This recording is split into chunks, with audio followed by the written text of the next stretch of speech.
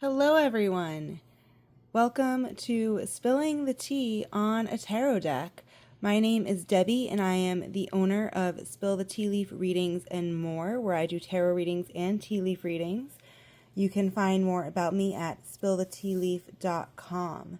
I am here today to review the Egyptian Tarot Deck by Oliver St. John. Full disclosure, I was asked to review this and got the deck for free to do so. This is the first time that this has happened. I'm very excited to show you this deck. So let's dive in.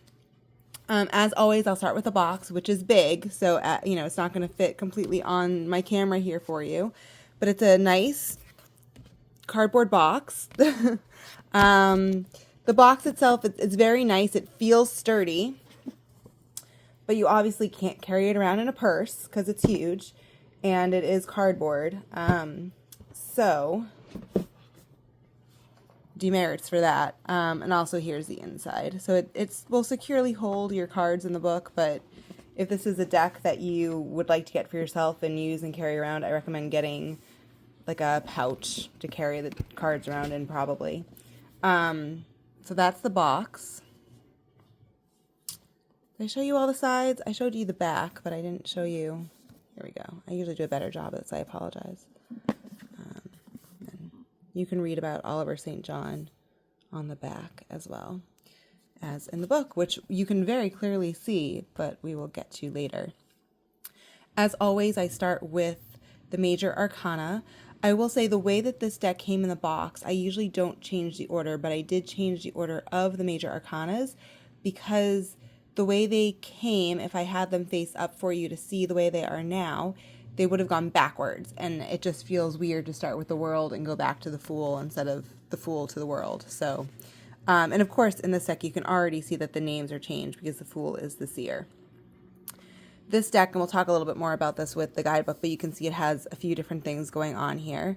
It has some elemental symbols, and it also has Hebrew letters. If you've watched any of my other videos, you know that that's going to be a huge red flag for me. I don't know Oliver St. John's religion. I do know from his bio that he took a qabalah with a Q class, which raises another red flag for me. So these cards, which are Egyptian, are linked to the Kabbalistic tree of life, supposedly. Dive into tarot history, you'll find that there is actually no link, and that someone very clearly appropriated it for tarot after changing their name to sound more Jewish, and it has kind of stuck to tarot cards ever since. I find this especially appalling with an Egyptian deck, because if you know anything about your Bible, whether we're talking the Jewish version or the Christian version, the Egyptians enslaved the Jews, and the Jews are the ones who speak Hebrew. So there's a lot that I could continue to unpack here. I'm going to try really hard not to focus on it, but I will just say if you are someone who knows the Hebrew alphabet, you'll notice that the cards do, or the alphabet doesn't go in order. Each letter of the Hebrew alphabet is also a number. So Aleph is 1, which is usually assigned to the Fool because it's the first card, even though it's 0, which is fine. But if you know the order of the Hebrew alphabet, you'll notice that some of them are not in order. And I don't know if that's a traditional Kabbalah thing, traditional Kabbalah with a Q thing, or if somehow that was an error that was made. I don't know, but I'm going to stop talking about it now, but it just, if I didn't point it out, it would make no sense because I point that out in every other deck. So anyways, here we go. And I apologize for shadows. It is snowy today and some of my light is gone. So again, Magician has become the Ass. I don't know a lot about Egyptian mythology, so I can't speak much to it. Obviously, I know Isis, but she actually pops up again in another card pretty soon. I don't even want to try to pronounce this name, but you can see all these cards, for the most part, have different names that, generally speaking, relate to a specific Egyptian deity. do know a little bit, but not enough necessarily to speak about it. Ma'at is maybe someone I'm more familiar with, and it makes sense that she would be Justice. In this deck, I believe Justice is 8 and Strength is 11. Some decks, this is the way it is, although most decks you'll find that Strength is 8 and Justice is 11, but not all decks. So this one clearly has Justice as 8 because it's Ma'at. See, there's Isis again. Destiny feels a little bit more traditional because even though it's not called Wheel of Fortune, it evokes that for sure.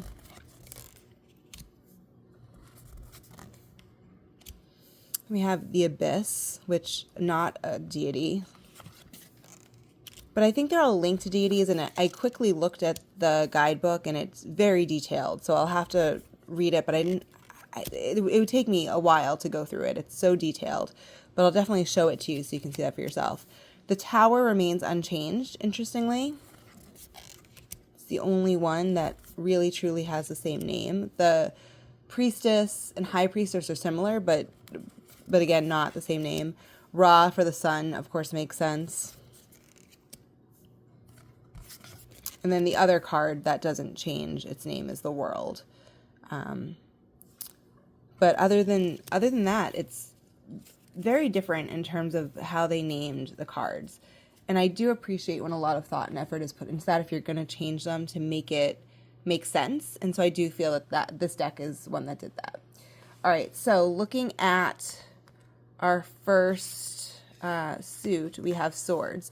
And again, I like to keep these in the order that they come in the box.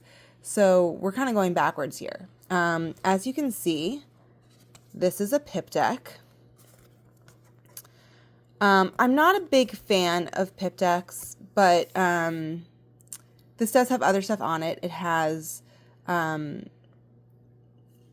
astrological significance as well, and it has words on it that tell you a little bit about the card. So if you're reading this, it might be easier than, say, the Marseille deck, because there's a word that will link to something that will trigger your intuition, whereas like the Marseille is just a pip deck.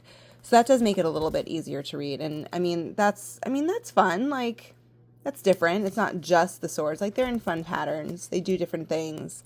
So there's some personality to them.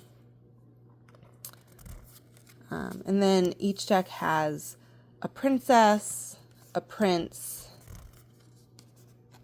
a queen, and a king. So no page or knight, which again isn't abnormal. There are lots of decks that follow that, and this is one of them. All right, so next we have the wands. So again, you see there's a name and some astrological significance here that goes with it.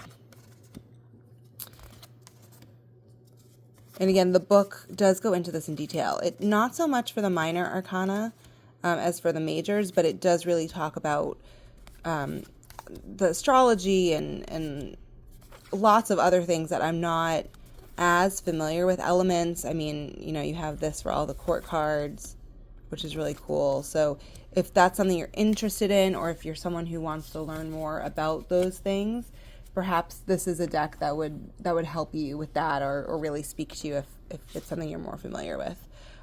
So here are the cups. They're not a traditional looking cup. They look more like a bowl, which is also fun. I'm sure that the imagery of all of these suits harkens more with some sort of ancient Egyptian culture, or maybe even a more modern Egyptian culture. Again, I'm not super familiar.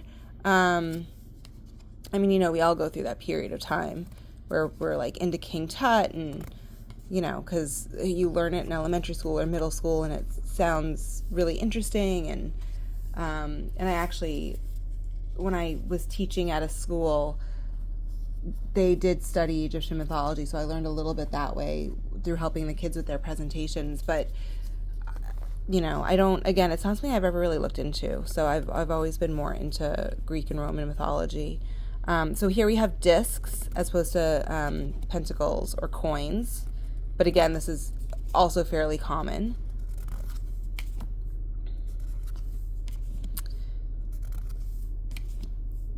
I don't know if you guys can hear any background noise. It's a little bit noisy where I am right now between that and the snow falling, and so the light is wacky. This is maybe a weird looking video and weird sounding video, and I do apologize, but hopefully you can still see the cards.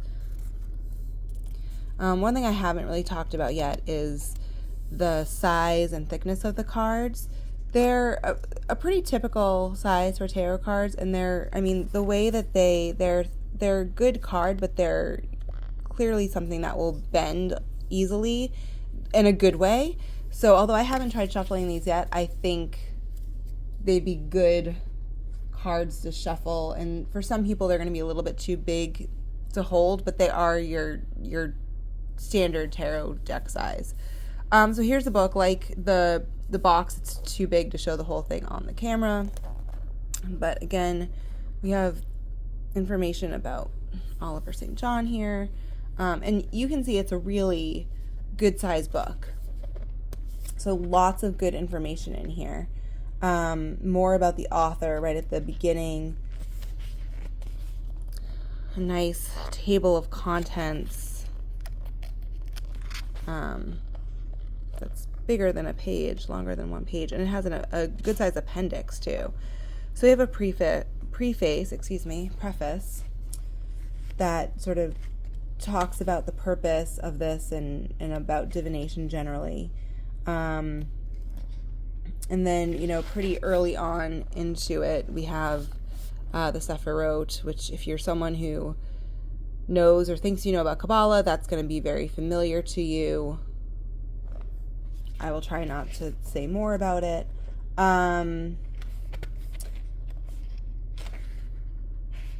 It talks about the Golden Dawn and those associations, and it has Marseille listed right there. I'm not a big, I don't know.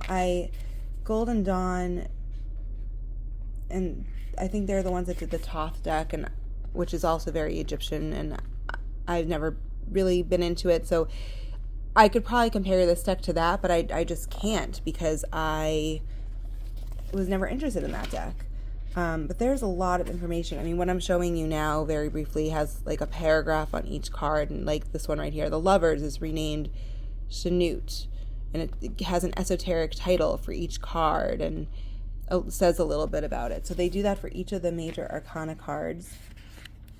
There's lots of tables in this book. So this is the card number, the title, and the esoteric title for each card in one handy place for you.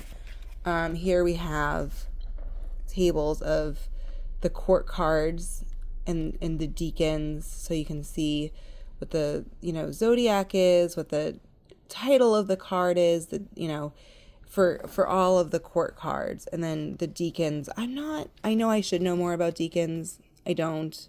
If you're into astrology, you probably know more about that, and that is wonderful for you. So this is something, again, a lot of information, a lot of helpful tables for people who know stuff about these things. And hopefully for those who don't, it's something that you can learn using this deck. So the major arcana, we have a lot of information. So here's the seer, right? So 1 page, 2 page, almost 3 full pages. And that is pretty much the same for each of these. They all are more than a page. Some are 2. I don't know if any are 4. There might be, but it's a good chunk. I'm just flipping through to try to get to the end of this section. I want to show you how thick this section is on the major arcanas because it is intensive, which is why I definitely didn't have time to read it before doing this video. But this section is all major arcana cards. And then it comes to tarot divination. And here we have, it doesn't just tell you how to read cards, but it has different spreads for you. Another table for you.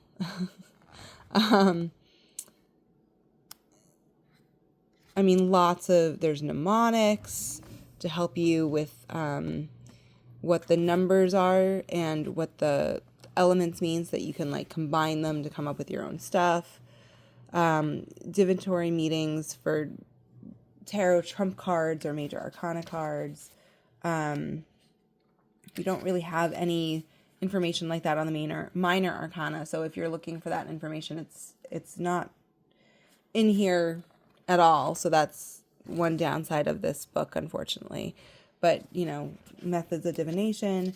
Here we get into spreads. There's a 15 card spread, and there's, examples where they explain some of this to you.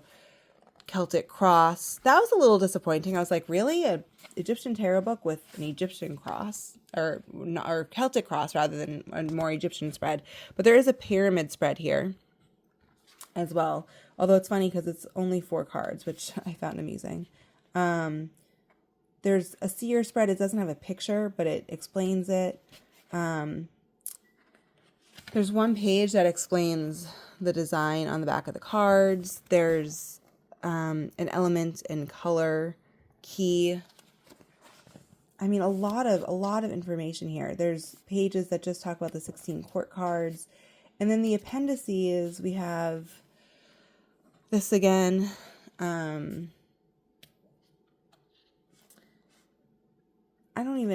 Some of these words I'm afraid to say. I'm afraid I'll say them wrong. Tarot pans. Key scale correspondences.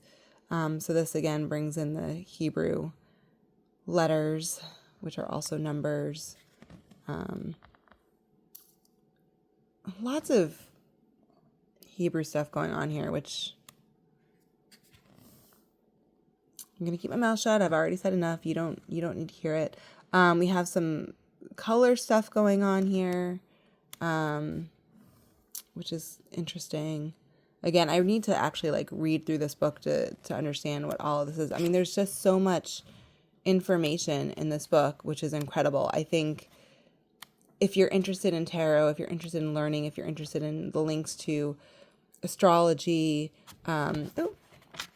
or, there's just so much to dive into and learn about that might enhance your own tarot practice, that this book is, I'm looking forward to diving into the book.